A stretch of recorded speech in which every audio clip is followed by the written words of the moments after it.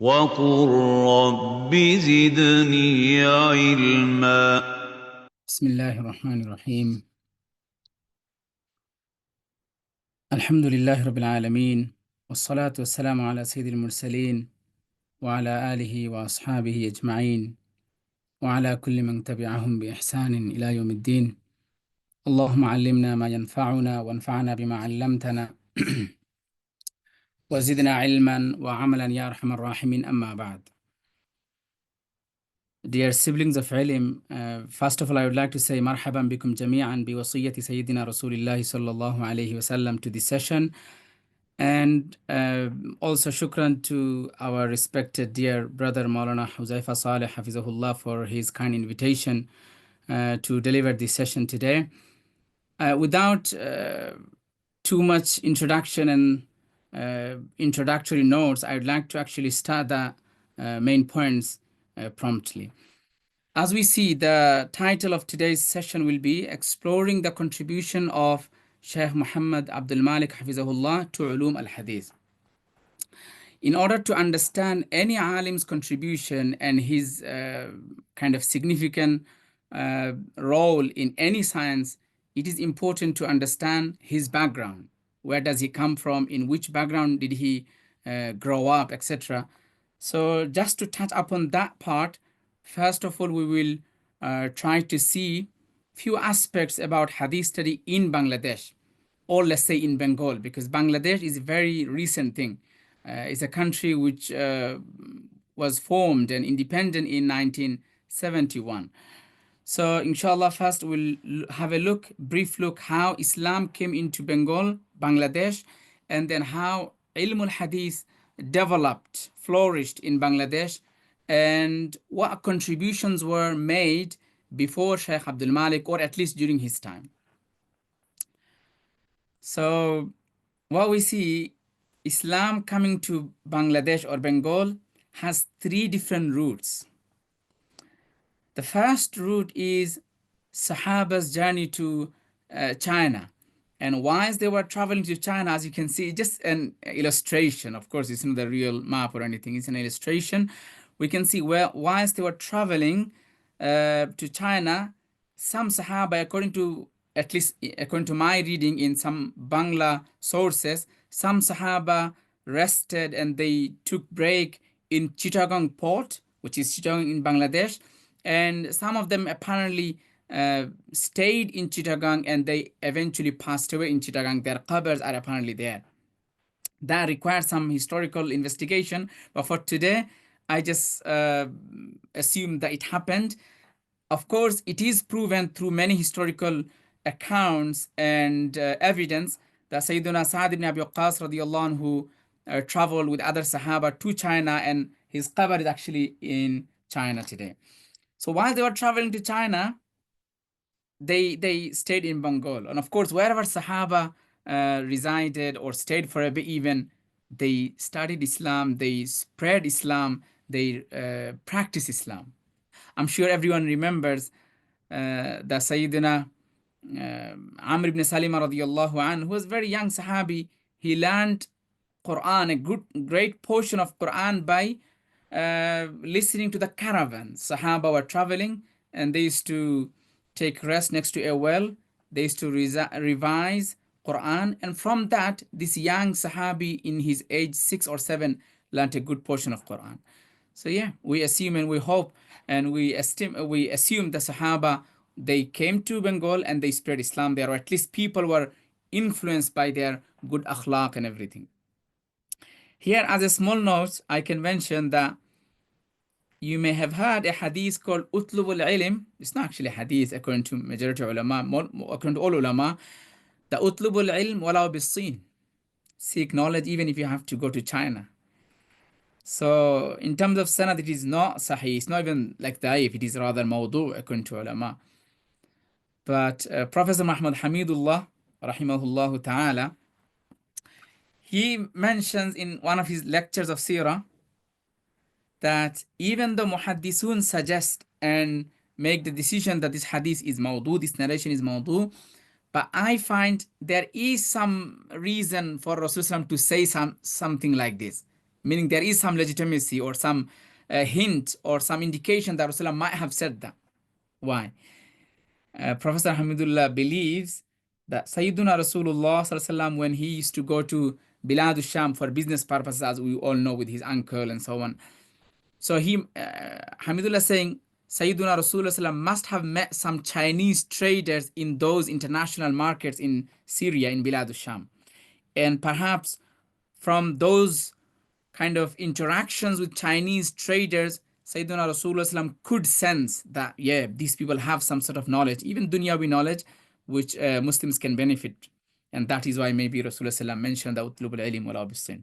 In any case, that has its own topic to discuss. But I just wanted to mention the Sahaba traveled to China and their route included Bengal. Therefore, some Sahaba there, and that was one of the ways for Islam to enter Bangladesh or Bengal. The second way is the conquest, Fattāḥ. Muhammad ibn Qasim's Fattāḥ of Sindh, which is in Pakistan today, but the whole region, Islam came to that region through the conquest of Muhammad bin Qasim, as you can see the year there. And then finally, the efforts of Shah Jalal, Mujarrad Yamani. People know him as Yamani, but originally he comes from Konya, which is in Turkey today.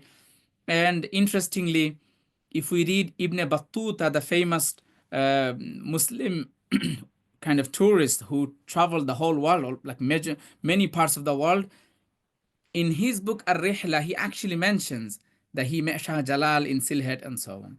So these are the different ways for Islam to enter Bengal. Now, in terms of hadith, to relate it to our discussion today, how did hadith enter Bengal or Bangladesh? Many personalities, many great figures can be mentioned. Here I only mentioned two personalities. One is Sharafuddin Abu Tawwama rahimahullah. This great scholar, as you see, he passed away in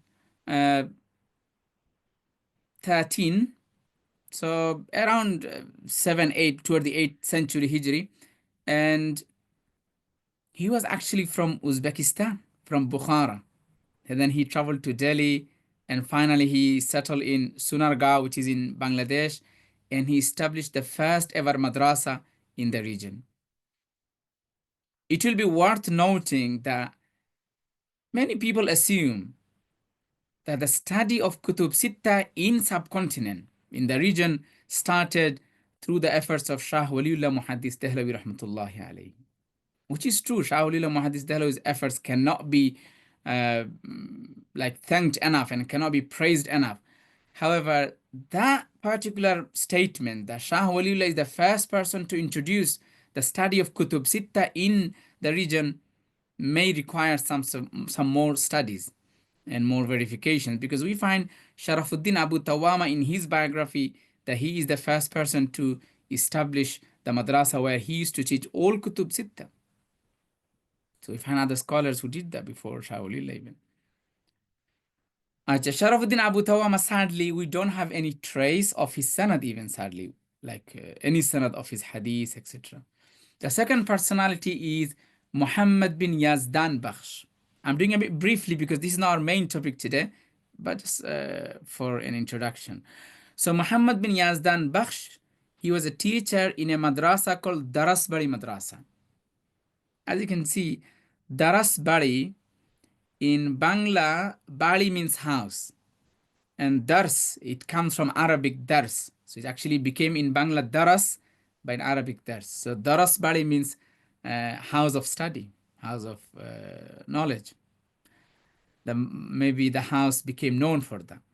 And you can see the ruins of the Darasbari Madrasa. Till today, these ruins are in Bangladesh. They can be seen, they can be found, and people travel actually to that place. And another interesting information about Muhammad bin Yazdan Bakhsh, that he was a teacher, of course, but he actually scribed a whole entire copy of Sahih al-Bukhari with his own handwriting, and which is till today preserved in Ghuddah Bakhsh Library, which is in Patna, Bakipur in Patna in India. We tried to get some details, or let's say even some pictures of the manuscript that Muhammad bin Yazdan Bakhsh scribed. Sadly, we couldn't get any or more information.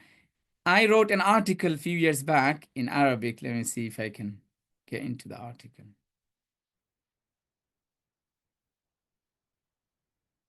In any case, at the end, at the bottom of this, you can see نسخة صحيح البخاري بخط عالم بنغالي في بداية القرن العاشر الهجري.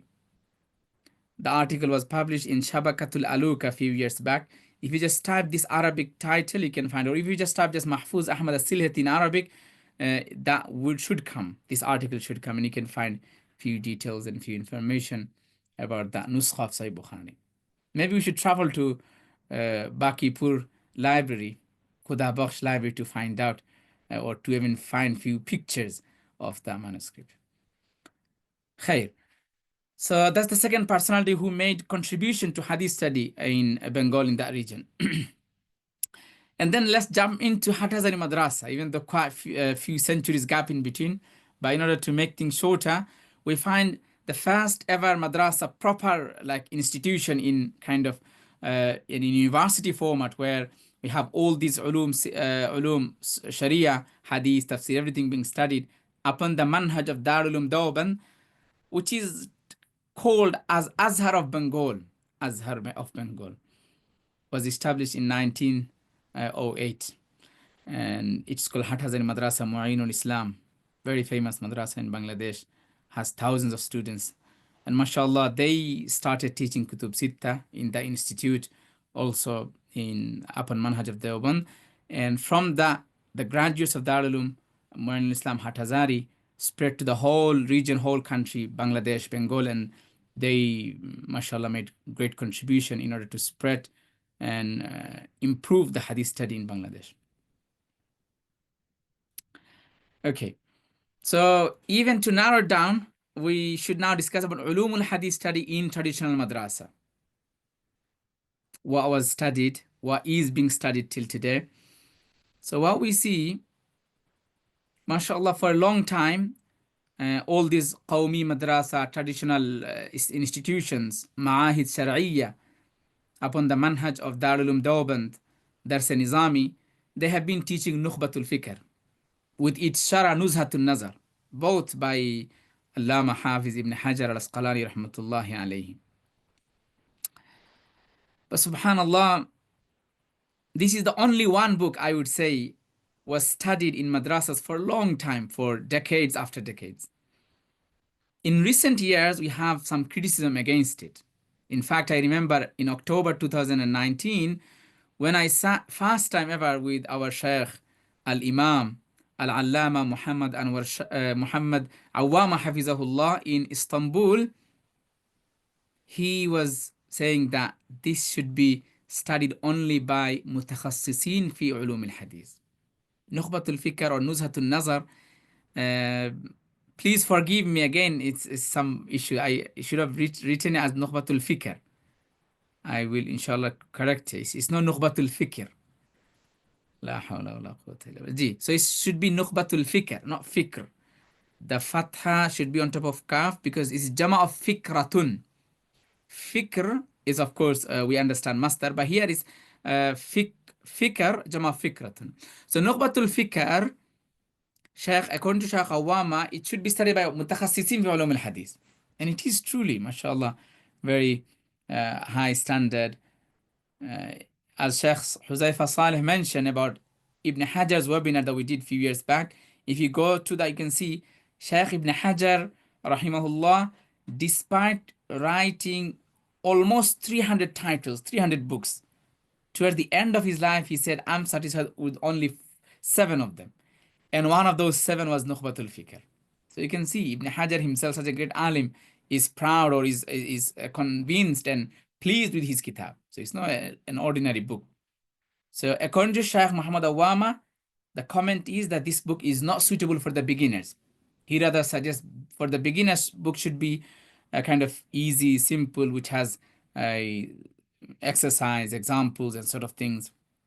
Our Shaykh's son, Dr. Muhyiddin, wrote a kitab called Tawdih Mustalah al-Hadith. I have a few copies here. So mashallah, I would recommend that book for the Tullabul Alim, for the teachers. Maybe you can benefit from that because it has diagrams and all sort of things. So maybe you can benefit for the beginners. Lil Mustawa al-Awwal, for the first level. For the second level, our Shaykh Muhyiddin Awama, the son of Muhammad Awama, has written another kitab which will be published in matters of few weeks. It's called Al-Hawashi Al-Madaniyya Al-Manzumat Al-Bayquniyya. So that's one issue, that this kitab is too high for madrasa students, for the beginners with Mishkat even. Khair. Another comment some people make about Nukhbatul Fikr being included in Dars Nizami in madrasa study is that, look, this kitab is written by Ibn Hajar, and Ibn Hajar rahimahullah was from Shafi background, so usul wise, his usul are inclined towards Shafi. There is a mixture of usul hadith as well as usul Shafi'iyya. So maybe for a beginner Hanafi student, it will be difficult to differentiate and distinguish between the usul and between the usul of hadith and usul of Shafi and usul of Hanafiya, in fact. So that's another point. And as an alternative, mashallah, different madrasa now started including different books in the curriculum. For example, some madrasas include Muqaddimatul Shaykh, which is actually the Muqaddima of Shaykh Abdul Haq ad-Dihlawi rahmatullahi alayhi for his detailed Arabic Shara of Mishkat called Lama'atul Tanqi. So some madrasa in Bangladesh, they do that. Some other madrasas, they do Taysir Mustalah al-Hadith. And even other books as well, mashallah. So alternatives should be there, and they are available nowadays. Let's move on to our main topic today, which is okay. So that was in terms of study of Ulum al-Hadith in Bangladesh, in Bengal. But in terms of literary contributions, are there any contributions from Bangladesh, from Bengal, from that region? Many people don't know. And the reason they don't know could be divided into many.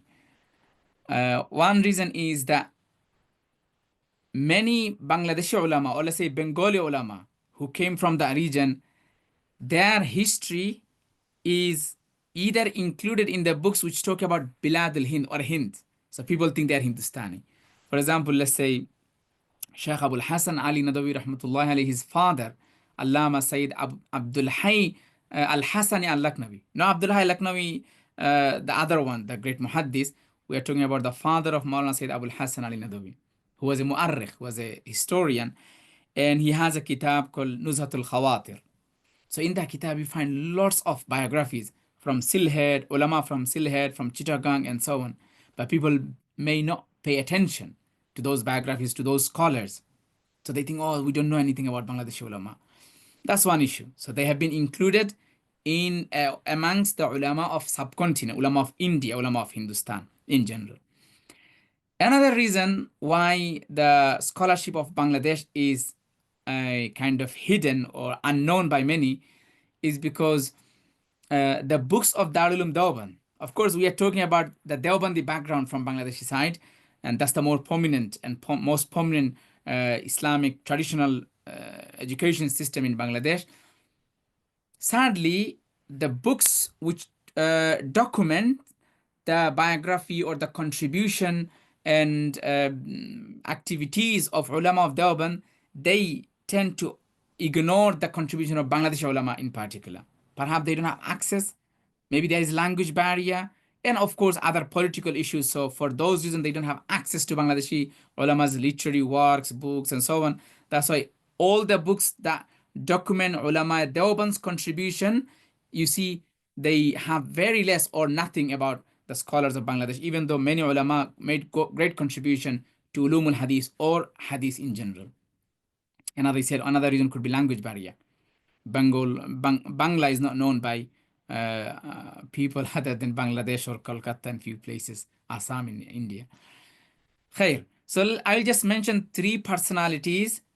One will be Khas from Bengal, and he passed away 1974, so he has few years of Bangladesh as well, and the others are living scholars. Three personalities. The first one is Muftī Amīmul Ihsan al-Mujaddidi, who is a great alim and known for his book Qawaid fi al-Fiqh.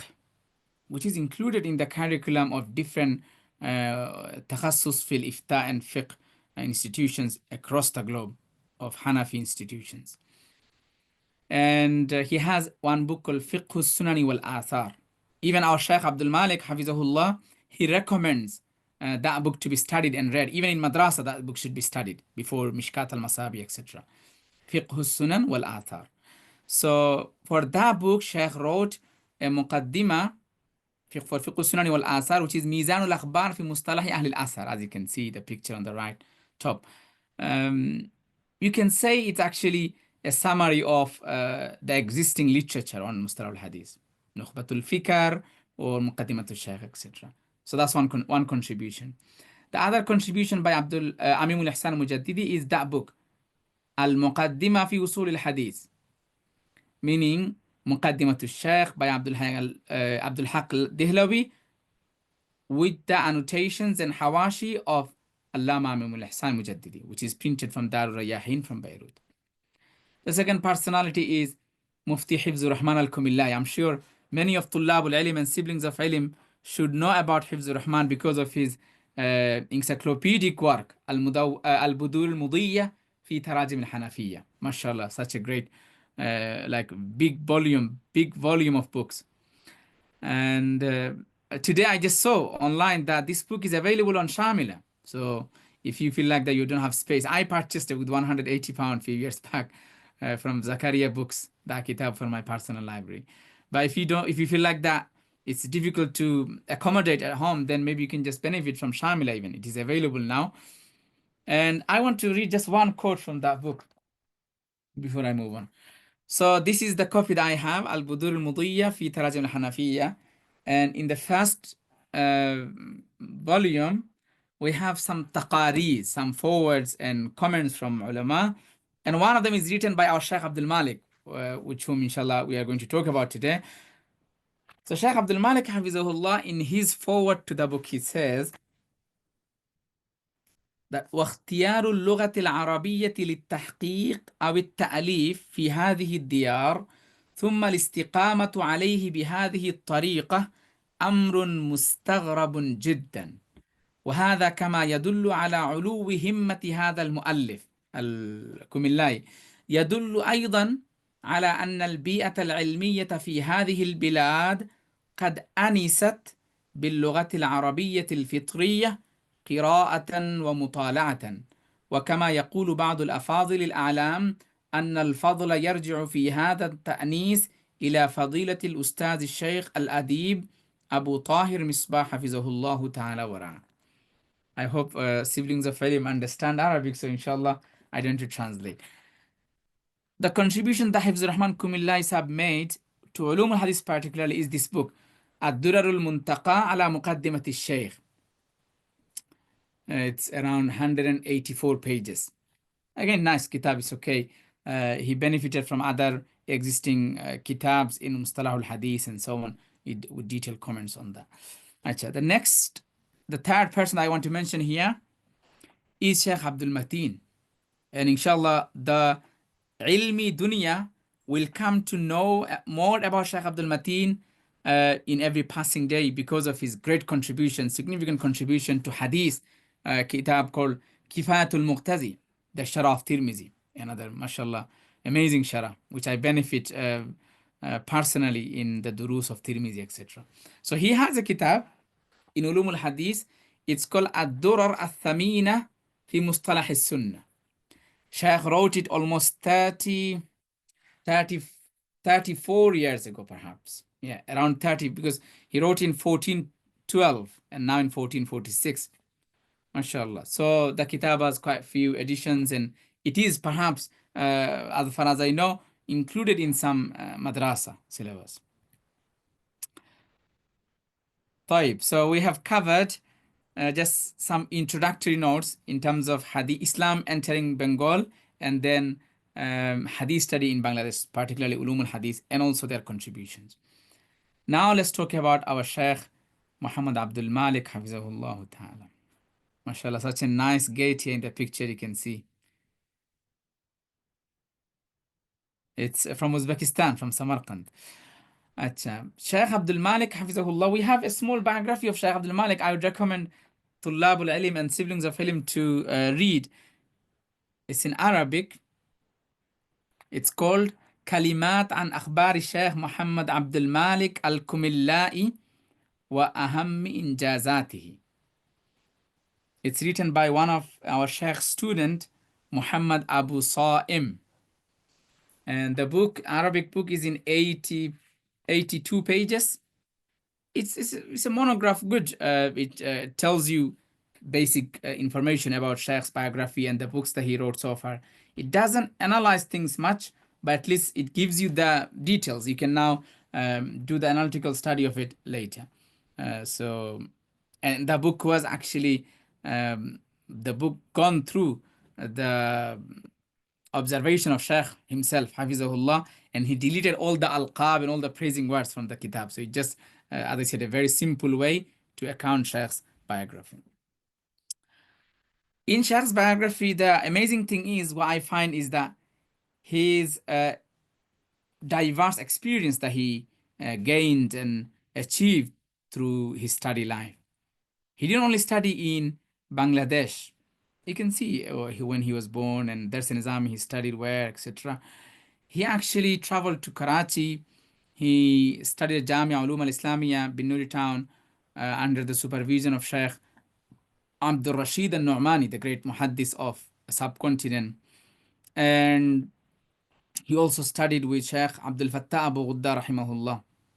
I'm sure you know that Maulana Abdur Malik Hafizahullah was called, like he was actually taken to Shaykh Abu Ghuddah's office and like in his company to learn from Shaykh and to also work under him, which is a tadrib and tamreen, a good training.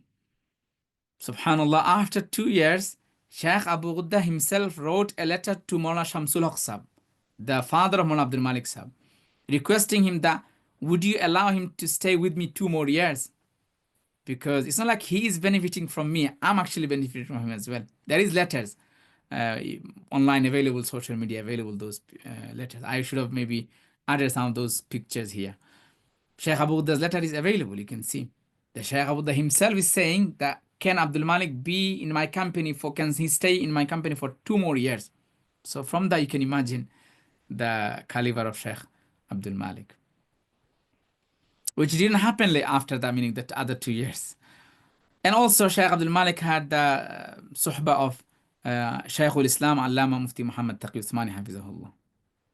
So this is the amazing thing, because if a person has this diverse experience and suhbah of ulama, it allows him to understand things better, to look at things with a more balanced eyes and approach, to take a balanced approach, compared to be too narrow with something, or kind of to be very sensitive because you didn't have any exposure. So mashallah, Abdul Malik Sahab Hafizahullah had that in a good way.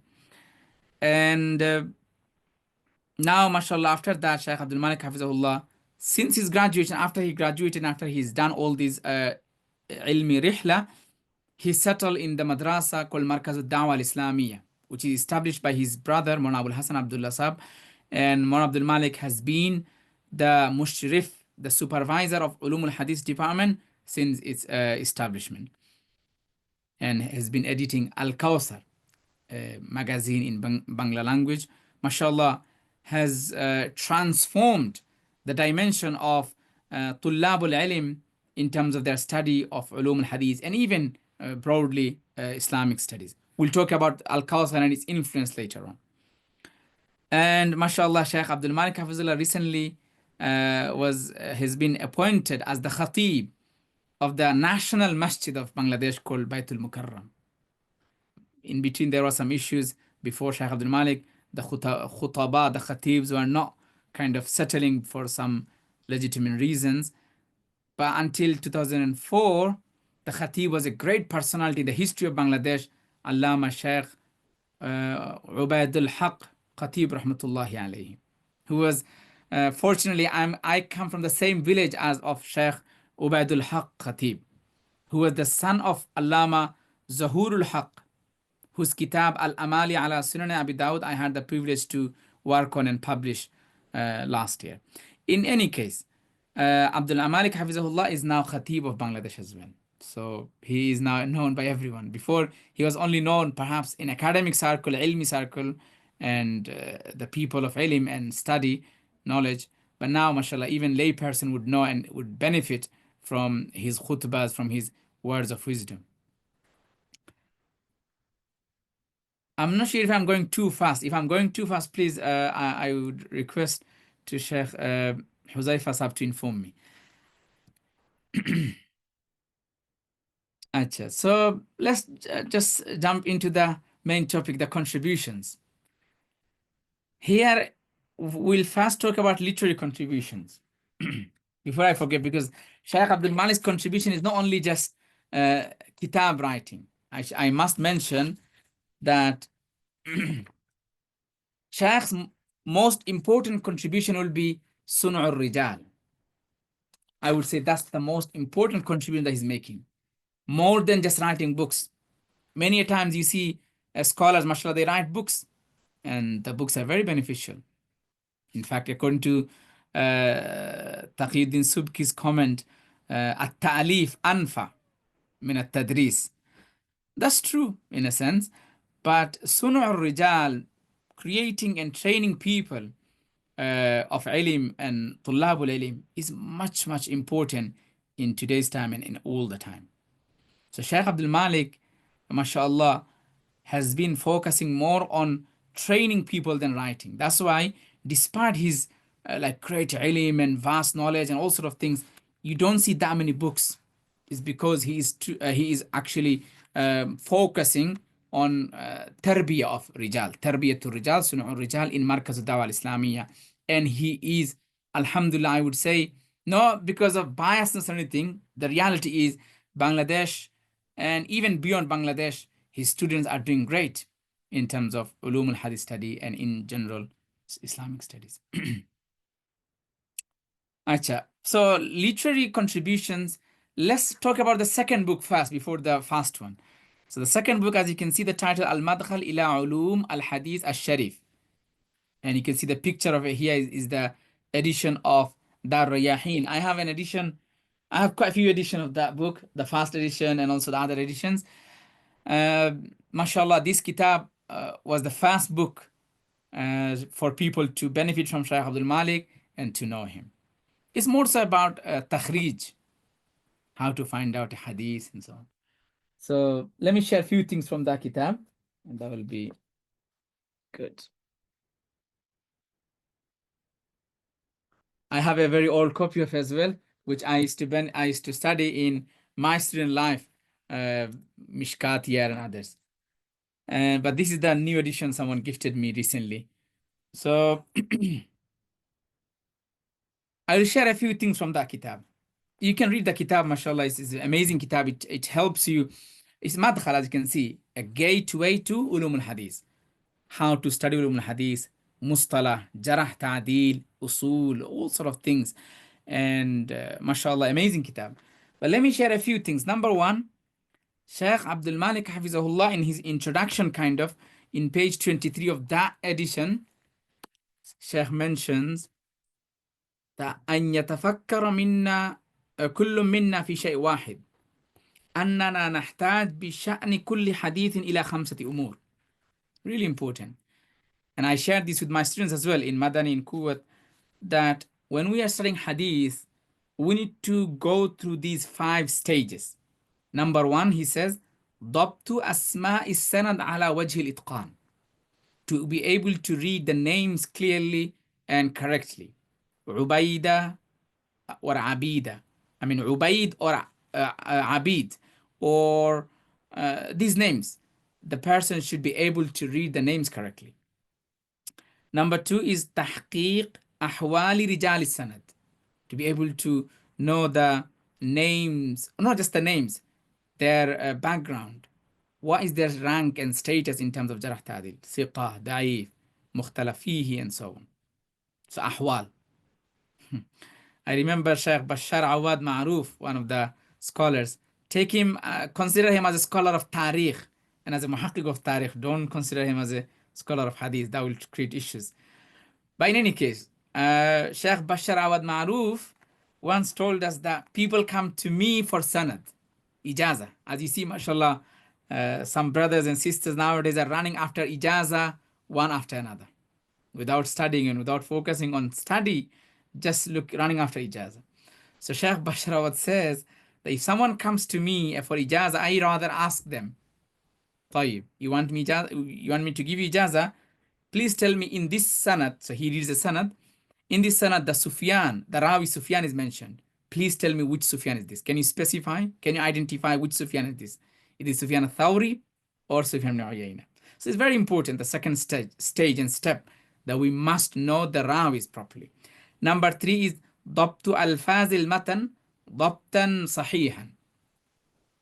To be able to read the words of the hadith sahih, correctly. Reminds me of the story of our Shaykh Muhammad Ali al-Sabuni, rahmatullahi alayhi. I had the privilege to sit in his company and suhbah and benefit from him.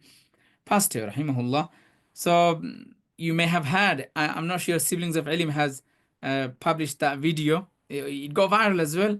The Shaykh was talking about some people who had no clue of hadith, and they are reading the hadith of Marartum bi Riyadil Jannah, and they are reading as Halqul Zakar instead of Hilaqul Zikr. So that shouldn't happen. When we are studying hadith, we should know what we are reading. Achha. Number 4, Abdul Malik Sahib is saying, Ma'rifatu hukm al-hadith min haythu sihhatu wa da'af. It's important for Tullab al-Ilm to know the hukum of the hadith. It is sahih, da'if, maqbool, mardud, etc. And finally, to learn fiqh al-hadith wa ma'rifatu ma fihi min ahkamin wa fawaida wa adab. To use our aql and intellect, not just to be summun, bukmun, umyun, rather to use our aql and try to find out lessons and extract and derive lessons from the hadith. Of course, fiqh lessons and even moral lessons that can be related and relevant to us in our day, in our society, in our community. So that's a nice thing, and he explains this thing. Another thing about the book Al-Madkhal is I would recommend, I wouldn't be able to go through the whole discussion here, but one discussion I would ask the siblings of Ilm to read with muqarna, with comparison between two books. The book of our Shaykh Abdul Malek, and also between this book. The book is called Muqarrar al-Takhrij wa Manhaj al-Hukm ala al-Hadith by Shaykh Sharif Hatim al-Awni. The topic that I am recommending the siblings of Ilm to read is, can we use and utilize internet, all these means that we have for Takhrij al-Hadith, and what would be the status of it, etc.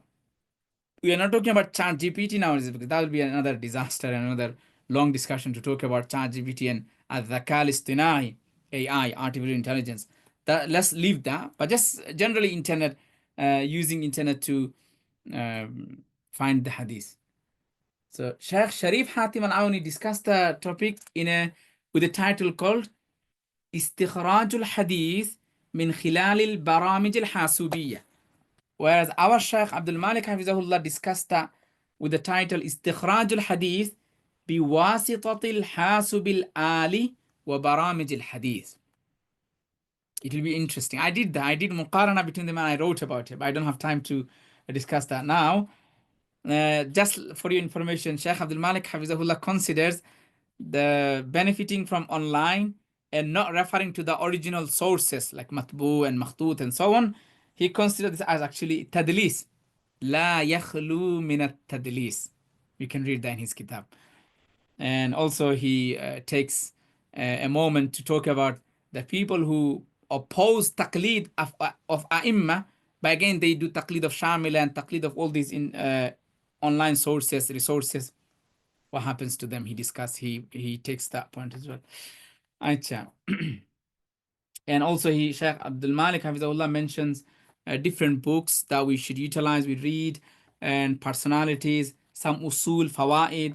And toward the end, as you can see in the picture here, he added a maqal of Shaykh Zaid al-Kawthari, rahimahullah, كيف السبيل إلى إحياء علوم الحديث والسنة. Very important article Shaykh Abdul Malik took it from Maqalatul Kawsari. And it's nice, mashallah, that Kawsari, rahimahullah, gave some suggestion and recommendation to the Shaykh al-Azhar of the time in order to revive the study of Hadith and Ulum al-Hadith in madrasas, in universities. And Abdul Malik Hafizullah added that with his own annotations, with his tahliqat. Here, because you're talking about influence and contribution, so I should mention that I remember in years, Mishkat year, in our Mishkat year in Bangladesh, 2010-11, when we were studying Mishkat, I read the comment of Shaykh Abdul Malik. He recommended that our Dawra Hadith rooms, Bukhari classrooms, should have shuruhat of Hadith and so on. And alhamdulillah, I can see the influence and the impact of this recommendation from Abdul Malik Sahab. The many madaris nowadays in Bangladesh, Dawra Hadith class, Bukhari class, have actually different shuruh and kutub of Rijal, kutub of Hadith, etc. It's a nice thing. Of course, the credit goes to Shaykh Abdul Malik Hafizahullah for his recommendation. Also, it goes to the bookseller, those who sell the book, and the availability of the books. Back in the days, it was very difficult to get books. Nowadays, mashallah, it's easier. So all these reasons and supplementary kind of external reasons also helped now madrasa to have these books in their Bukhari classes. And this kitab, mashallah, is very good, and it's included in the manhaj ad-dirasi, muqarrarat ad-dirasiya, in the syllabus of many institutions. As far as I know, in not only in Bangladesh, in Pakistan, India, South Africa, here in the UK and other countries as well. They kind of recommend this kitab for the talaba of takhasus fi ulum al-hadith.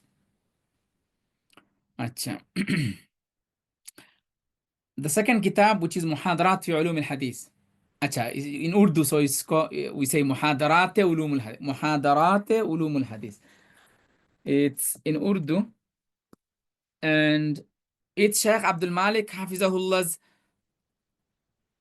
is a transcription, tafriq nassi of Shaykh Abdul Malik's lesson on Muqaddimat ibn Salah, Ma'rifat Ulum al-Hadith of Imam ibn Salah rahmatullahi alayhi. Not the whole kitab, only a number of naw from the kitab.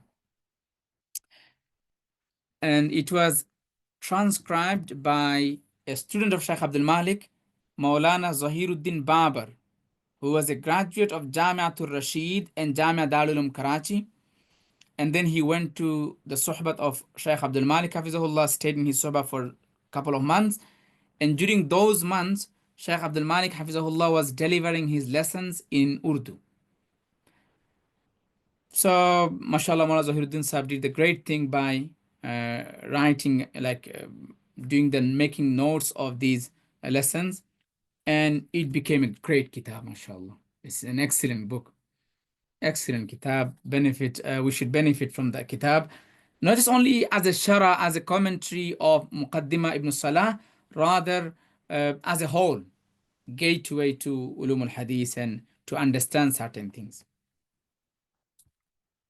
And inshallah, I will also share a few things from that book for us to understand. One is Shaykh Abdul Malik Hafizahullah here discusses the places where, or the topics, or let's say the fields where Ulum al-Hadith should be applied and should be utilized. He discussed about ifrat and tafrit in using Ulum al-Hadith. Inshallah, I'll discuss that in a different slide. So this discussion comes from that book, from this book. Another discussion here, Maulana Abdur Rashīd Nu'mānī had, very nice.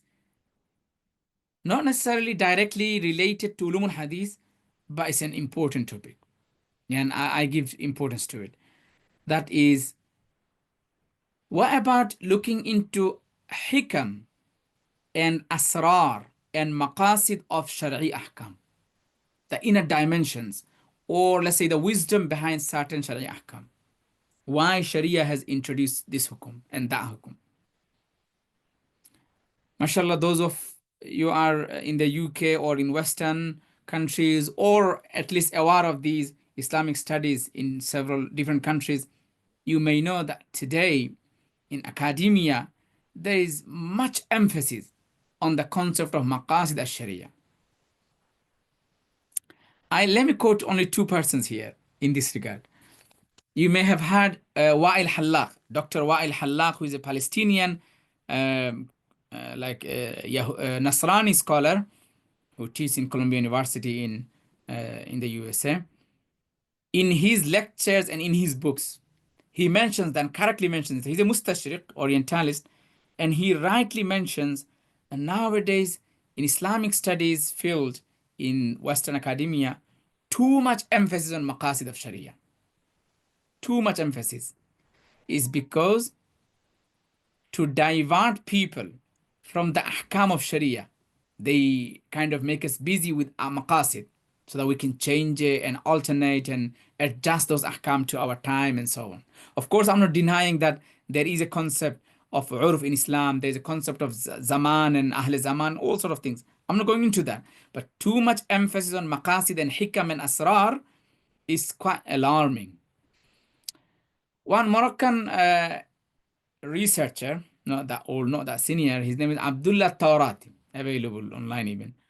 So I think he mentioned quite a few months ago that excessive amount of emphasis on maqasid sharia is actually a production of Western modernism, hadasa gharbiya, Western modernism. So we got to be careful. Of course, that doesn't mean we shouldn't benefit and we shouldn't discuss maqasid sharia. Maqasid sharia is an important topic. Shah Walid al-Dehlawi rahmatullahi did Hujjatul al-Baligha. Imam Ghazali did Ihya Ulum al-Din, and other ulama did maqasid, muwafaqat, and so on. We are not denying the importance of maqasid sharia and hikam and asrar, but only and solely relying on asrar and hikam is quite problematic. So mashallah, Maulana Abdul Malik sahab here in one discussion, he goes through that point. ahkam ki hikmate bayan karna khatre se khali nahi hai. So he mentions mu'min hikmat ka gulam nahi balki hukum ka paband hai. So maybe you can give it a read as well. Few pages, 5, 6 pages, he discusses that matter. And it is important. Achha.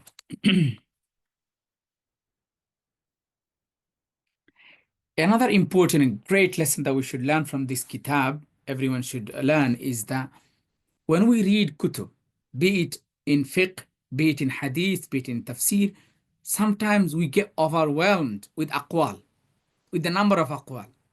For example, an alim would say, MashaAllah, fihi 25 qawlan, or fihi 50 qawlan. About this mas'ala or about this matter, we got 50 opinions, 25 opinions, 60 opinions. So we get overwhelmed as tullabul ilm. How come ulama made all these opinions? Imagine you are reading a tafsir kitab, or let's say you are giving a bayan in masjid, and you're talking about ihdina sirat al-mustaqim, and you look at different tafasir, you find ulama are defining sirat al-mustaqim in different ways. Some saying sirat al-mustaqim means sirat al-Quran, sirat al-mustaqim means sirat al-sunnah, others are saying sirat al-mustaqim means sirat al-sharia, sirat al-islam, sirat al-this, sirat al-da. So can we imagine the damage that we can make by mentioning all these 110 quotes and opinions and telling to the general public that, look, ulama have differed in terms of the definition of Sirat al-Mustaqim. Awam, bichara, they will get completely confused that Sirat al-Mustaqim is what we are making dua for every single day. And this is like min thawabit ad-din, min usul ad-din. And ulama couldn't even fix one opinion about it. So in reality, what is the reality of these opinions? So as tullabul ilm, we need to actually filter these opinions before we start telling public and general masses there are 110 opinions about certain mas'ala. We need to actually do a proper reconstruction of those opinions, look at them, and then go and mention this to public. So Maulana Abdul Malik, hafizahullah, mashallah, did quite a good job here in terms of discussing these various opinions about certain things. Look, Imam Suyuti rahmatullahi alayhi, in his Tadrib, when he was talking about Mursal, he's saying Apparently, in terms of mursal, ulama have 10 opinions about mursal. So of course, a talib al-ilm will get confused and overwhelmed. How do I navigate all these opinions and how do I reconcile and understand these things? So let me just mention briefly what to do in these cases. Shaykh Abdul Malek Hafizullah is saying we need to actually verify, are these opinions really different opinions of different ulama? Do these opinions really exist? Or is just an assumption of some writers, some authors? Maybe they were reading some books and they got some opinions and perhaps they read or misread something and they're just adding opinions one after another. He summarizes the problems that we can have or we have in terms of kathratul aqwal. 4 reasons. Number 1, qail ki taraf qaul ki nisbat sabit nahi hoti. Sometimes it happens that maybe an author, a writer in his book, he just said qala fulanun wa fulanun. But in reality, this opinion, which is attributed to certain alim, particular alim, it's not even proven. It has no sanad, no kind of valid source for us to attribute this opinion to such alim. So as tulabul ilm, we have the duty to actually do tahqiq, not to just tawarud and just rely on others. Rather, we need to do binafi li'timad, as Shabi mentioned, and we need to do tahqiq of it. Second reason I'm saying briefly is that sometimes what happens, the authors, they didn't find any explicit quote from the alim that they are mentioning. Rather, maybe they did istikhraj. They guessed, they extracted and kind of derived the opinion from some other mas'ala of the imam. So maybe imam mentioned some mas'ala, and from that mas'ala he derived an opinion about other issues and mas'alas. Istikhraj. और ये इस्तिखराज भी मुश्तबह या गलत होता है. अच्छा, number 3, तमथील के इख्तिलाफ को हकीकी इख्तिलाफ समझकर अलग अलग अक़वाल बना देंगे. Sometimes it happens, as I mentioned about ihdina sirat al-mustaqim. When ulama mention sirat al-Quran, sirat al-Sunnah, sirat al-This, sirat al-That, they are not actually saying different opinions. They are just giving tamsil. They are just giving examples.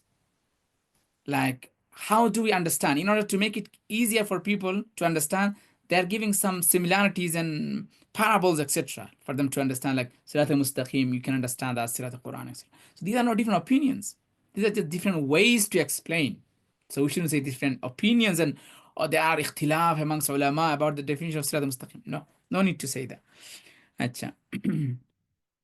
And number 4 is qawl naqal karte waqt ibarat ya arz wa tartib mein tasahul se काम लिया गया, जिसकी वजह से ऐसे अक़वाल पैदा हो गए जिनके हकीकत में कोई वजूद नहीं. That's another reason.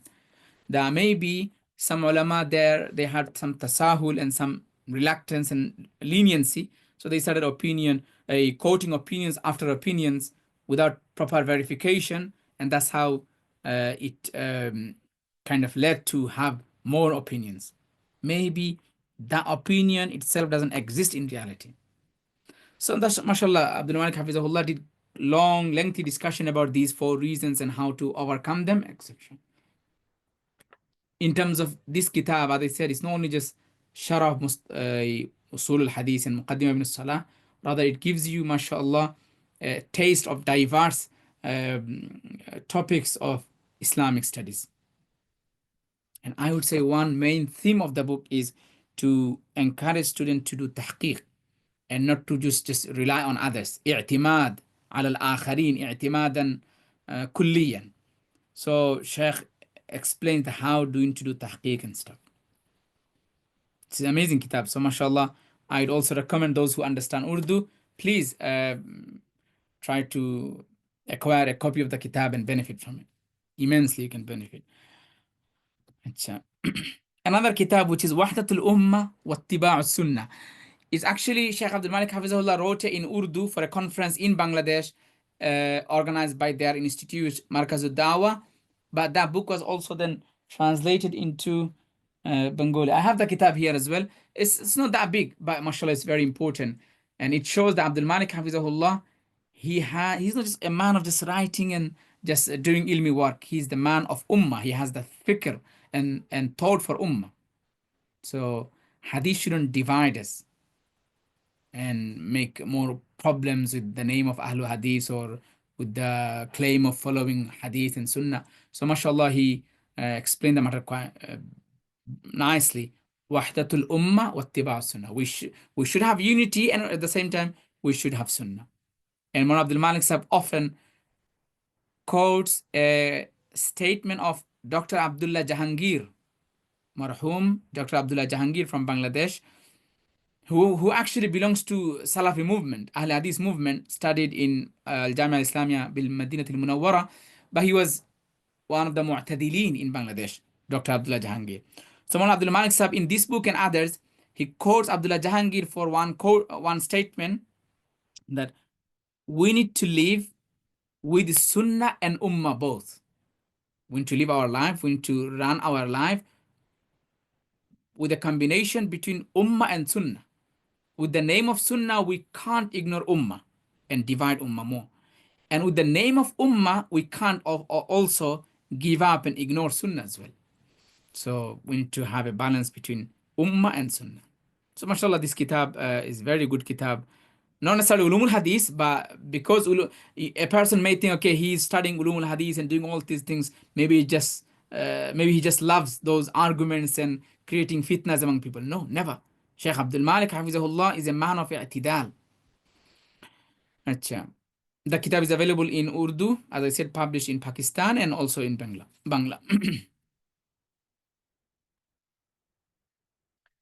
Achha.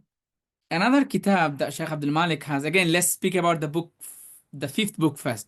Al-Wajiz fi ma'rifati anwa' ulum al-Hadith. I have the kitab as well. It's the efforts of 20 years almost. Shaykh Abdul Malik Hafizahullah, he first made the first draft of the book, and the book was taught in madrasas, into khusus ulum al-Hadith departments, like being photocopied from the original copy before it was officially published. For about 20 years, as far as I know, it was studied in different madrasa and read by Shaykh students and other Tullab al-Ilm. And then after the 20 years of revision, review, and all sort of things, then the book officially got published. And now it has two editions, one in Bangladesh and one in Dar Rayahin from Beirut. This kitab is also an amazing kitab, as all Shaykh Abdul Malik's kitab, mashallah, muhaqqaq, mudaqqaq. And you can see he's not just relying on the existing literature and just tawarudun nuqul, just follow what the kitab say. Rather, he's doing tafaqquh, like he's trying to understand the opinions, the aqwal, the definition of ulum al-hadith, mustalah al-hadith, the terminology, and the fiqh of it, the deep analysis of these things. So, yeah, this kitab is also worth reading and benefiting from. Inshallah, I'll share a few things from the kitab afterwards at some different point. Another kitab, we see the fourth one, In'amun Nazar fi Sharh Nukhbatul Fikr. Again, please forgive me for some technical reason or other reason, it became again fikr. It must be fikr, no way fikr. Fikr is my mistake of typing. So, that kitab I have as well. It's not officially published yet.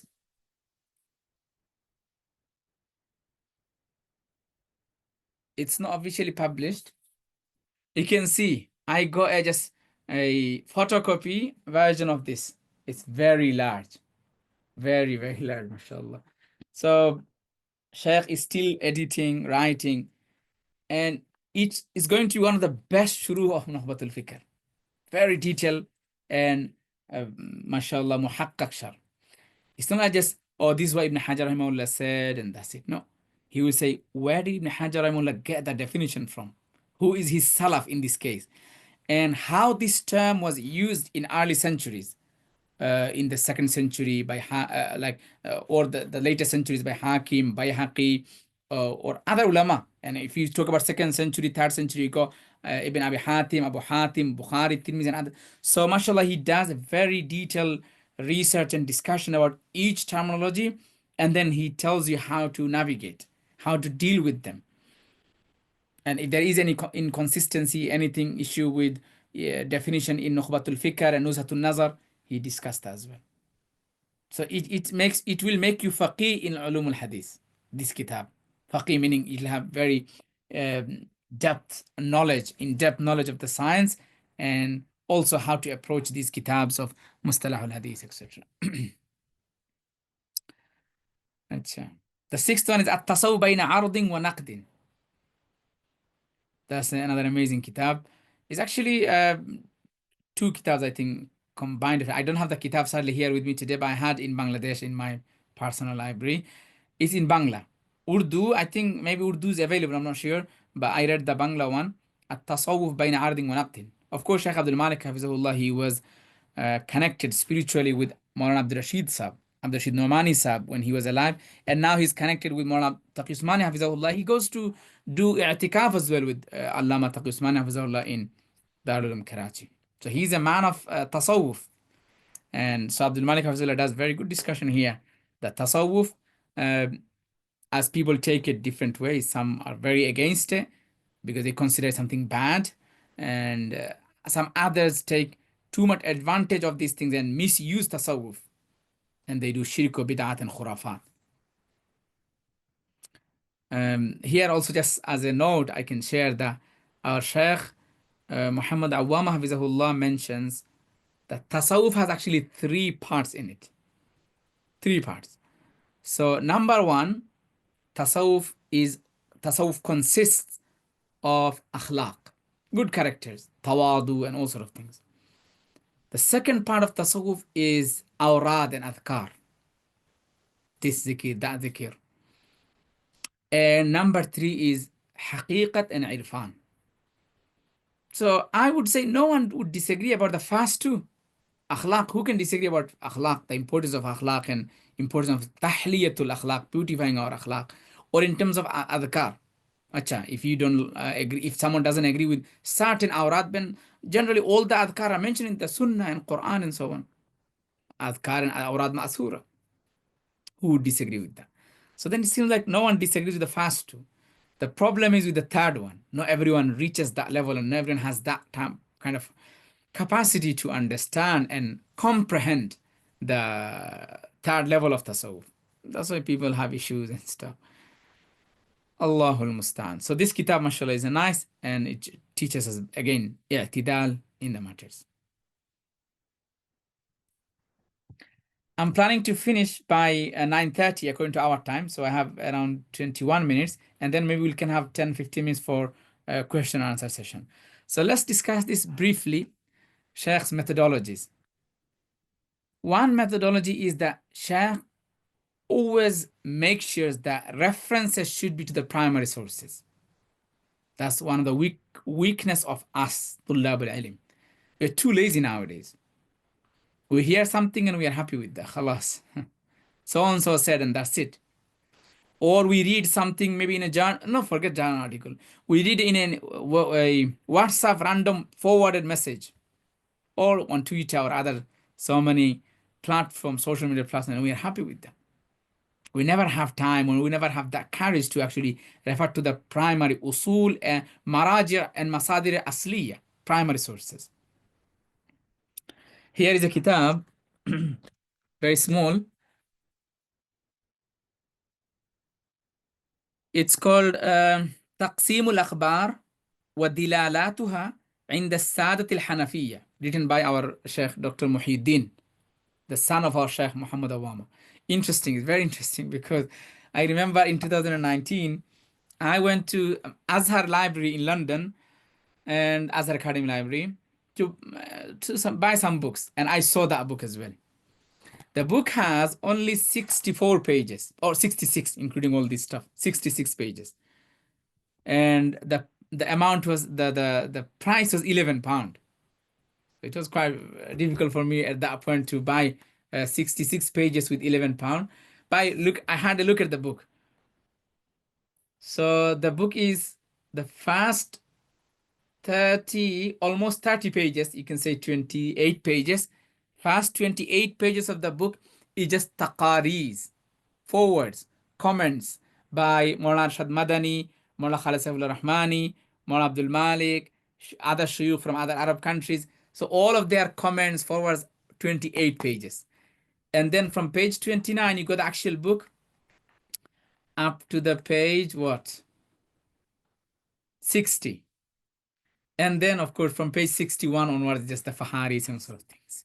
But alhamdulillah, I didn't have to buy it. Shaykh Muhyiddin later on in one meeting with him, he actually gifted this copy. So in this book, when Maulana Abdul Malik Sahib wrote his foreword, he emphasized this concept. أهمية الرجوع إلى الأصول وأصول الأصول وعدم الاكتفاء بالمصدر المتأخر مهما كان مأخذه ووصوله مما يمكن الوصول إليه. It's a very important usul, like principle. And Shaykh Abdul Malik, in all of his kitabs, mashallah, he maintains that. Instead of relying on the secondary sources, he goes to the primary sources. And I will give only one example from Shaykh Abdul Malik kitab. So this kitab, as you can see on the left, I put the picture. It's called Inayat Rahman Dar Adad Ayat Quran. And you can see Shaykh Abdul Malik Hafizahullah gifted kindly this kitab to me with his ijazah. With his ijazah last year when I met him. I met him quite a few times, but last year, the last time meeting, I didn't actually study by Shaykh Abdul Malik Hafizahullah in his madrasa or anything, but I benefit from his, mashallah, kutub, and also I have the privilege to sometimes contact him as well. So this was Hazrat's ijazah to me. I remember when I asked him, I generally don't like asking ulama for ijazah for several reasons, but very few people that I ever asked for ijazah, one of them is Shaykh Abdul Malik Hafizahullah. And I remember when I asked him, requested Shaykh, please give ijazah. So Shaykh said, look, mashallah, that shows his humbleness and tawadu. He said, if I give you ijazah, I would give ijazah from the ulama that you already got ijazah from Maulana Taqī Usmānī, Shaykh Muḥammad Abdul Mālek, and so on. So he smiled and he just said that he tried to kind of not to give ijazah. But then, mashallah, I kind of requested again and he kindly agreed to give ijazah. That's his ijazah. Inayat Rahman Dar Adad Ayat Quran is a kitab which is the efforts of 20 years again, meaning he didn't publish it just overnight, write it and publish it. This is a manhaj of Shaykh Abdul Malik. He takes time before publishing the book officially, does research after research and all sorts of things. The book was originally published in 2021. And he started, you can see in the beginning, not in the beginning, at some point he's saying, like when he started, that was 2000 and 2001. During those time, he started gathering resources, materials, information for the kitab. So this kitab is an amazing kitab in order to understand the exact or the accurate number of the Quranic ayat. Maybe this book will not be that important in the context of Arab, where the number 6,666, as some people believe and say the Quran has 6,666 ayat, is not well known in Arab perhaps. But the country, like Bangladesh, India, Pakistan, among general people, many people, they believe and they know the Quran has 6,666 ayat. So Shaykh Abdul Malik did a very thorough research in there. But let me just go through the example to tell you how he go to primary resources and finds out the problems. So subhanallah, some Urdu, Bangla, Persian books, or Bangla and Urdu books, let's say, they mention that number 6,666, apparently it was the opinion and view of Sayyidatuna Aisha radiyallahu anha. Apparently she said the Quran has 6,666 ayat. Maulana Abdul Malik said, look, after doing the thorough research, I found out that this baseless of claim, the Aisha never said that. And there is no reference, there is no source, there is no standard, nothing of this opinion. So how did this come about? Maulana Abdul Malik mentions that originally what happened is that Muftī, in the kitab Bustan al-Arifin, quite famous kitab Bustan al-Arifin, in the kitab, they mentioned, the Mu'allif mentioned, وَفِي قَوْلِ الْعَامَّةِ, meaning some general public, they believe, they assume the Quran has 6,666. So that was Bustan al-Arifin's ibara, وَفِي قَوْلِ الْعَامَّةِ. And then Mufti Sa'adullah Sahab when he translated the kitab, not translated, like in his book Khulasatun Nawadir, Mufti Saadullah Sahab, in his Persian book, Farsi book, Khulasatun Nawadir, he translated that word. وفي قول العامة در ودر قول عامة شش هزار و شش صد و شست و شش. So here again in Urdu, ودر قول عامة, according to the opinion of general public, some general people. So that's in Persian. Arabic and Persian sources are correct at this point. Meaning they are not referring it to Aisha. But subhanallah, the baliyah, the problem came later. When one alim in his book Sirajul Qari, Sirajul Qari, subhanallah, such a nice name. Siraj, the lantern, the lamp of the Qari. But it became now actually Zalamul Qari, the darkness. Because that book, Siraj al-Qari, when they quoted this, actually they quoted it from Khulasat al-Nawadir. And they read, perhaps misread the word Ammah as Aisha. Wala hawla wala quwwata illa billah. So in that kitab, Siraj al-Qari, they mentioned that our Hazrat Aisha. Now they went even beyond. Instead of Ammah, they are now adding Hazrat Aisha, 6666 कहती है. So here we go. That Sayyidatuna Aisha's name came actually as a result of misreading of the original text. So here Maulana Abdul Malik Sahab detected that problem. So that is the faida of referencing and referring to the original and primary sources all the time. We have no time to actually go too much into these details. So let's move to the next one, objectivity. I actually discussed this in one of my articles, detailed articles, about 40 pages or so, A4 size 40 pages. So it's detailed. I discuss his manhaj and method. Objectivity meaning it's not like biasness, or he's my alim from Deoband or from Karachi or from, let's say, Hanafi Mazhab or from this and that. No. Maulana Abdul Malik is a man of i'tidal, as they said, and a man of tahqiq. So I found out, I read all of his mashallah kutub. I tried my best and I found out all this objectivity, that he even disagreed with his own ulama. Acha, let me give one example in that kitab then. So here, Al-Wajiz, mashallah, in subcontinent, it is quite famously known that anyone who teaches any kitab of hadith, khalas, you muhaddis. If you teach any kitab of Kutub Sitta, Ibn Majah, Bukhari, any kitab you teach, somehow you teach to any people, mashallah, you become muhaddis. Someone Abdul Malik have dealt with them. Is it actually right to call someone muhaddis just because they teach some book based on some Urdu shara or Bangla shara or English shara maybe, and they have no clue of hadith or nothing? So he did a very, very profound discussion. And here he disagrees with Allama Mulla al-Qari. In fact, he says, Mulla al-Qari rahimahullah, how could he mention the muhaddis, or even they describe Hafiz is someone who memorized certain number of thousands of, or hundreds of thousands of hadith. Hakim is this, or not Hakim, or Hujjah or something. So Shaykh Abdul Malik, he explained these things and he said, no, these are baseless definitions of Hafiz, Hujjah, Hakim, Muhaddis. And even you may think, okay, we learn La Mushahata fil Istilah. There is no problem in terms of terminology. You can say namaz, you can say salah, sort of thing. So maybe you can say muhaddis as well to anyone and everyone. No, he deals with that matter as well. And in terms of objectivity, I can say another example that in Muhadarat fi Ulum al-Hadith, he even speaks about he speaks about Qawaid fi Ulum al-Hadith, which is very famous in our Hanafi madrasas, that they think Qawaid fi Ulum al-Hadith is the book of Hanafi Usul al-Fiqh. Hanafi Usul al-Hadith. Qawaid fi Ulum al-Hadith, which is edited by Shaykh Abdul Fattāḥ as well. Originally written by Maulana Abdur Rashīd Nu'mānī, the nephew of Maulana Allama Hakim Muhammad Ashraf Ali Thanwi.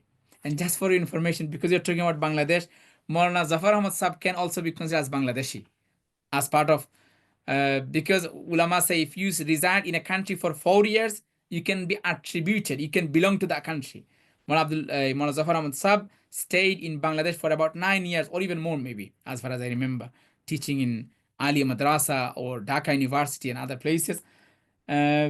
So he also has some connection with Bangladesh. Maulana Abdul Malik says, no, this kitab has issues. Meaning, shouldn't be taken as the kind of prime source for Usul al-Hadith ala manhaj al-Hanafiyya. No, it's not right to do that because there are some issues. Again, it doesn't mean we shouldn't benefit from the book. Of course, Maulana Abdul Malik himself, in that book, if you can look at the pictures that I put on the right, all the books are actually Bengali books, and I have them. All the left one, all the way the left one, the green book, is called Taliban Ilm, Path or Patel, meaning the Tullabul Ilm, and the path, like the path, meaning the road of ilm, and the zad, the provisions. So patel means provision, and path means path, road, and kind of route. So in that book, he himself recommends طلاب العلم to benefit from قواعد في علوم الحديث. But here, of course, this is for تخصص متخصصين. He discusses some of the issues with مقدمة with قواعد في علوم الحديث. So you see there's objectivity, no biasness. And then critical engagement with Mustalah al-Hadith. MashaAllah, I gave few examples, and if you look at his In'am al-Nazar or Al-Wajiz or any kitab, you can see that he's not just quoting from Nukhba. Sadly, even I would say Shaykh Sharif Hatim al-Auni and Ibrahim al-Lahim and others, mashallah, they do great works in Ulum al-Hadith. Again, you find they kind of consider Ibn Hajar as the kind of imam, and that's it. You stop there. Abdul Malik, Hafizahullah, goes beyond. And here I would like to recommend a kitab. I don't have time to talk about it. This kitab. ماهية علوم الحديث والاتجاهات النقدية المعاصرة by our respected Shaykh Dr. Hamza al-Bakri. Amazing kitab, absolutely important for طلاب al-Hadith to read.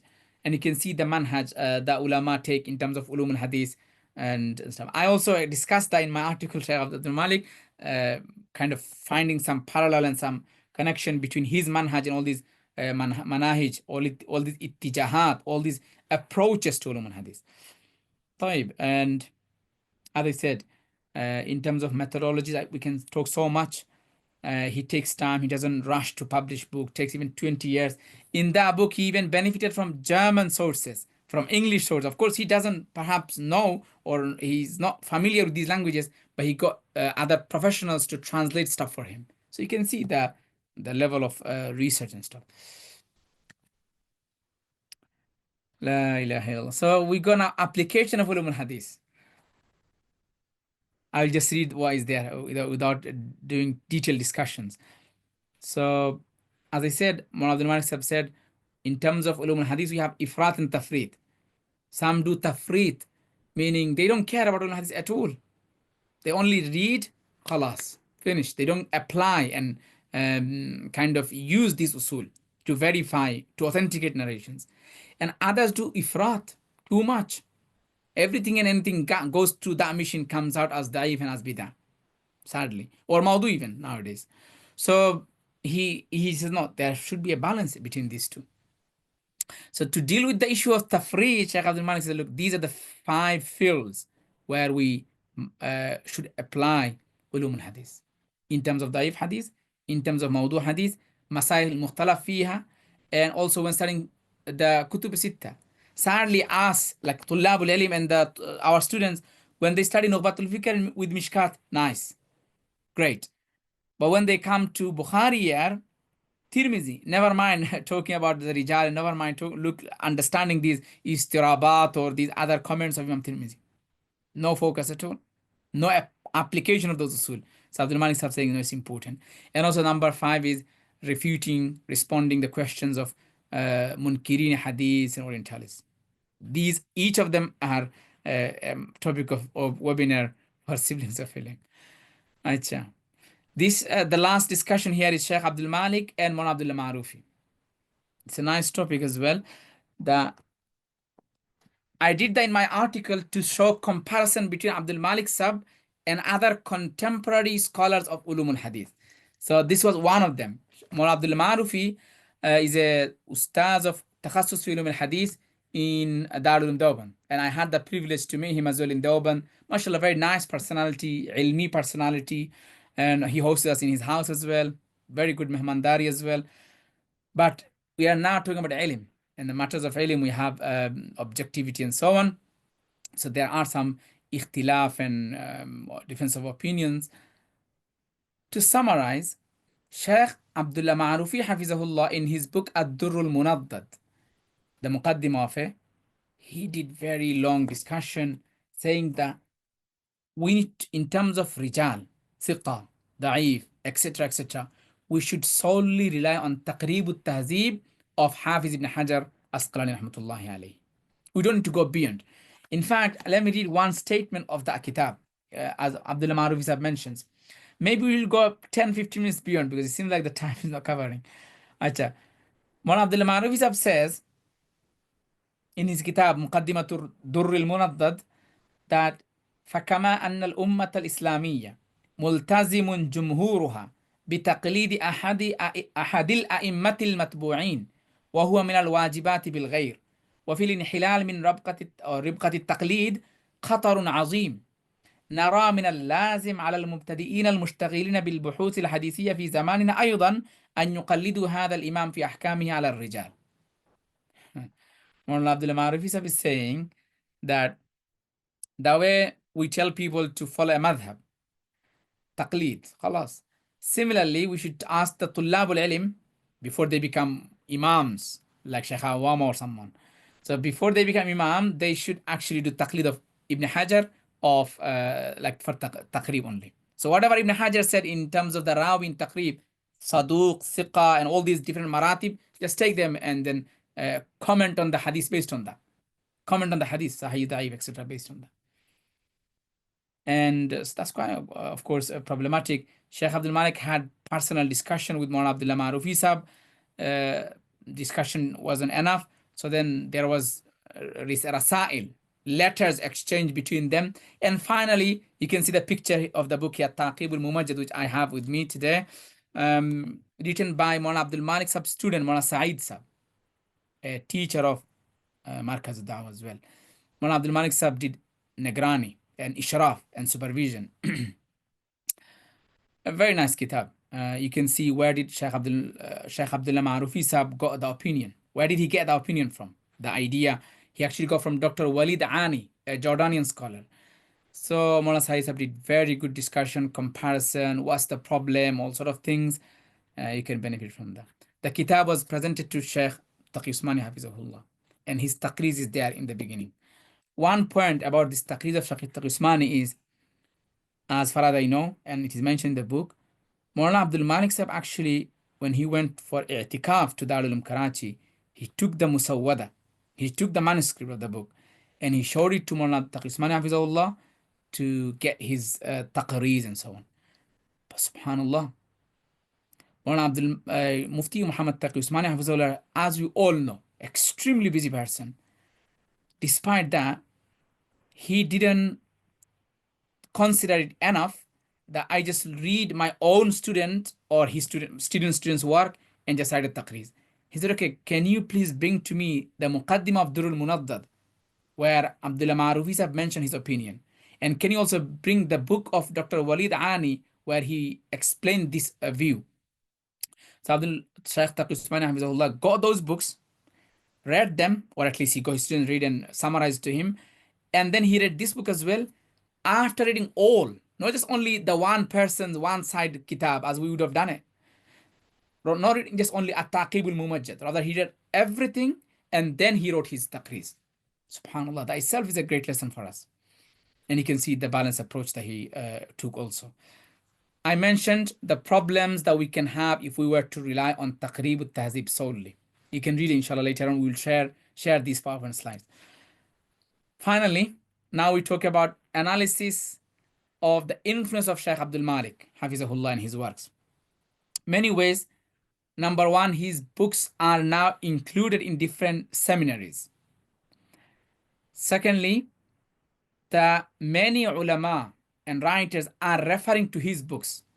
If you look at Maulana Abdul Majid Turkumani al-Irani in his kitab al-Madkhal ila usul al-Hadith ala manhaj al-Hanafiyya, he makes reference to al-Madkhal. If you look at Kifatul Muqtadi of Abdul Mateen Sab, he makes reference to Abdul Malek's kitabs. If you look at Maulana Dr. Yusuf Shabir Sab, UK, in his kitab Al-Inaya, he also makes reference. And many other ulama, I just mentioned few names, many ulama from across the globe. I myself, Al-Abdul Da'if, I also made reference to Shaykh Abdul Malek, Hafizahullah, in some of my humble works. So his books are now being referred, not only in Arabic, in Urdu, and in Bangla, in many other languages perhaps. Another thing is Shaykh Abdul Malek, Hafizahullah, is through his articles in Al-Kawthar, he made tremendous and great influence and impact. I can discuss this in detail even. It would take time, how he changed the dimension of hadith study in Bangladesh for Tullab al-Ilm. Jazahullah khairan for that. Also, through his some of his books, which I have in Bangla, Pracholito Bul, Pracholito al-Hadith, meaning the Bangla books where he speaks about the al-Ahadith al-Mawdu'a al-Mushtahira. It's kind of similarly al-Maqasid al-Hasana, those kind of books. So he detects, he identifies the mawdu hadith which are being circulated in Jumu'ah khutbah, in wa'az, in motivational speeches, etc. So he identifies them. And because of his efforts, alhamdulillah, I can tell many motivational speakers, wa'izeen, qussas in Bangladesh are now reducing, recording those fabricated mawdu informations. So mashallah, his influence is there. And of course, he's still alive. So we have to wait for some time to even see more influence, inshallah. And another influence can be is that he's being invited by ulama conferences, etc., across the globe, different countries, Turkey, India, Pakistan, and other places. Just some limitations, just because the original discussion I actually had delivered this discussion in an academic way in Western Sydney University last month in Australia, Sydney. So it had to include some sort of limitations just to make things look okay. So here's some limitations. One limitation you can say that, oh look, Shaykh Abdul Malek Sab's kitab don't have much detailed faharis. For example, the kitab that he wrote, detailed kitabs, but if they had more nice and mutanawwi' faharis, for example, the faharis al-a'lam, each name, where is it mentioned, or this kind of thing, would have been nicer. It's not like it's a aib or anything, but he's just saying some limitations. Also, limited engagement with contemporary scholarship. Scholarship here means actually, again, it's not an aib. It's rather because due to the environment where Shaykh Abdul Malek Sahab is working. In Bangladesh, you don't have much, at least among the masses, you don't have much engagement with Orientalism. Not necessarily, like at least in a madrasa settings, etc. But if you look at Turkish scholarship, hadith scholarship, you'll see their hadith scholarship is, mashallah, very enriched in terms of refutations and responses to Orientalism. Because they've gone through communism and all sort of issues. That's why they produce great responses and great rudud ilmiya against Orientalism, against modernism and stuff. And for your information, one of the good writers in our time in Turkish language, whose books are now, or articles are now being also translated into English, her name is Fatima Kizil. Fatima Kizil, I have some of her articles here translated into English. So maybe you can benefit from that. Or Dr. Bakar Khuzudishli. So they're doing great works because they are facing these things. So in Bangladesh, you don't see much things, but despite this, Shaykh Abdul Malek Hafizahullah in his books, he mentions about istishraq and so on. Another thing is language barrier. Majority of the works of Shaykh Abdul Malek, or many of his works, are still in Bangla. So maybe some of the Tullab al-Ilm who understand Bangla as well as English or Arabic, they can do some translation and make these kitabs more accessible for people. And also international publication. Because they are published in Bangladesh, so it's very difficult for booksellers outside of Bangladesh to get hold of these books and, import them and sell them. So these are few things.